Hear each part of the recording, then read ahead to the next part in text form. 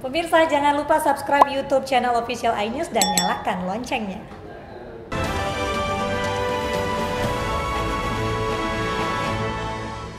Dua padukuhan di Kabupaten Sleman, daerah istimewa Yogyakarta menjadi klaster penularan virus corona. Klaster tersebut muncul berawal dari kerumunan takziah karena ada warga yang meninggal dunia.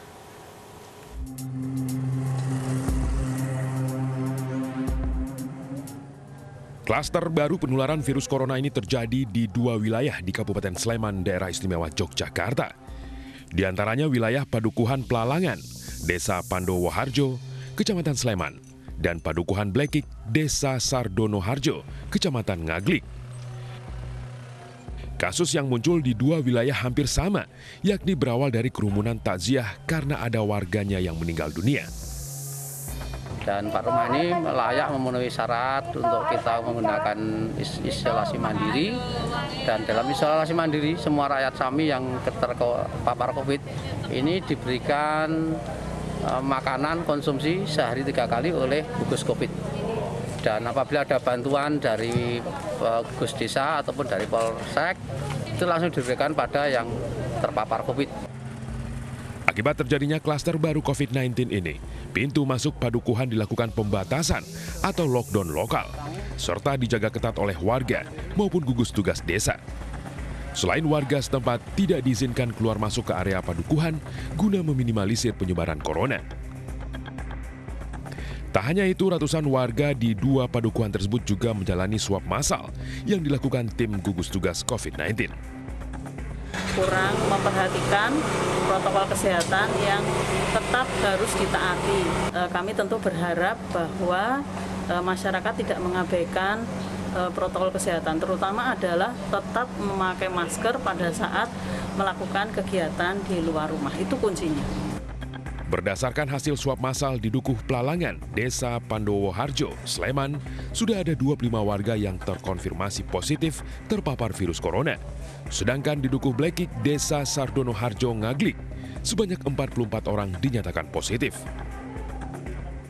Dari Sleman, Yogyakarta, Heru Trijoko, iNews melaporkan. Pemberian vaksin COVID-19 AstraZeneca di Sulawesi Utara dihentikan. Keputusan penghentian diambil setelah adanya laporan ratusan penerima vaksin mengalami gejala pusing, demam, dan lemas. Dinas Kesehatan Provinsi Sulawesi Utara menghentikan sementara pemberian vaksin COVID-19 AstraZeneca kepada masyarakat. Vaksinasi dihentikan setelah ditemukan kejadian ikutan pasca imunisasi atau KIPI terhadap sejumlah penerima vaksin. Sedikitnya 300 warga mengalami kejadian ikutan pasca vaksin seperti pusing, demam, menggigil, hingga badan lemas. Baru nanti DP sore itu dia semulai pusing dong, semulai pusing. Itunya kita pulang di rumah no itu, karena kan orang bilang nggak boleh beraktivitas toh, langsung pulang di rumah ada istirahat.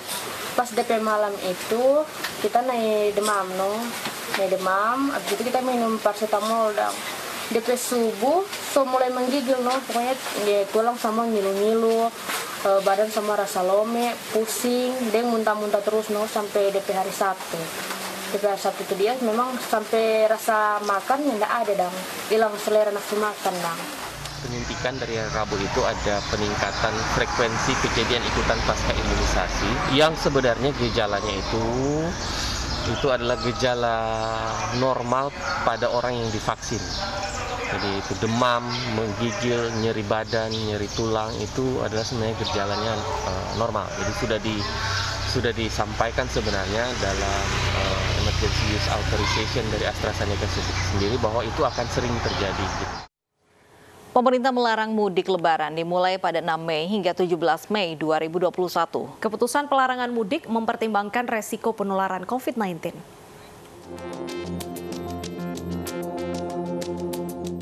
Untuk mencegah melonjaknya penyebaran COVID-19, pemerintah tahun ini melarang kegiatan mudik tahun 2021. Keputusan ini disampaikan Menteri Koordinator Bidang Pembangunan Manusia dan Kebudayaan, Muhadjir Effendi, setelah berkoordinasi dengan sejumlah menteri terkait. Maka ditetapkan bahwa tahun 2021 mudik ditiadakan. Berlaku untuk seluruh ASN, TNI, Polri, BUMN, karyawan swasta, maupun pekerja mandiri dan juga seluruh masyarakat. Sehingga upaya vaksinasi yang sedang dilakukan bisa menghasilkan kondisi kesehatan yang semaksimal mungkin sesuai dengan yang diharapkan. Larangan mudik akan dimulai pada 6 Mei hingga 17 Mei 2021.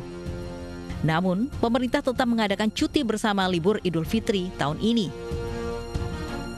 Aturan larangan mudik berlaku untuk semua kelompok masyarakat, mulai dari ASN, pegawai BUMN, TNI, Polri, hingga karyawan swasta.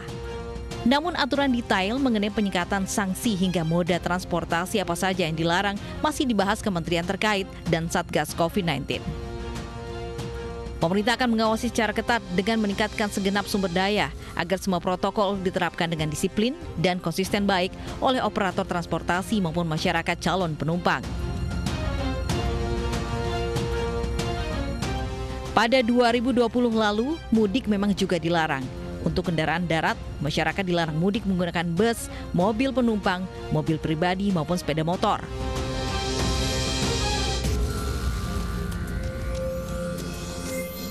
Aturan ini juga disertai sanksi yang beragam, mulai dari diminta putar balik dan ancaman denda 100 juta, bahkan penjara 1 tahun.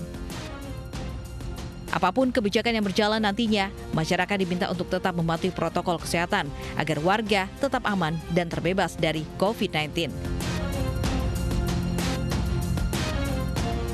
Tim Liputan, iNews melaporkan. Jelang Lebaran 2021, Satgas Penanganan COVID-19 mengeluarkan aturan terbaru terkait aturan perjalanan dalam negeri selama masa pandemi COVID-19. Untuk membahas lebih dalam, sudah bergabung bersama iNews Siang, Ketua Bidang Perubahan Perilaku Satgas Penanganan COVID-19, Bapak Sony Hari B. Harmadi. Selamat siang, Pak Sony. Selamat siang, Mbak Deta, Mbak Lovin.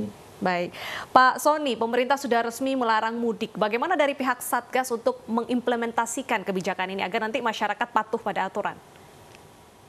Ya, jadi betul sekali. Ketua Satgas Penanganan COVID-19, Letjen TNI Doni Monardo sudah mengeluarkan surat edaran nomor 12 tahun 2021. Ya, isi atau ruang lingkup surat edaran ini adalah protokol kesehatan terhadap pelaku perjalanan dalam negeri yang menggunakan seluruh moda transportasi di seluruh wilayah Indonesia. Jadi bagaimana aturan protokol kesehatan terhadap pelaku perjalanan dalam negeri di seluruh Indonesia. Nah, itu yang kami buat. Lalu kemudian surat edaran ini nanti akan ditindaklanjuti dengan peraturan yang lebih mengikat oleh peraturan menteri atau kementerian terkait dan juga kepala daerah. Jadi kepala daerah juga diminta untuk menindaklanjuti surat edaran ini dengan membuat aturan sesuai kebutuhan di daerahnya. Tentunya dalam rangka menghadapi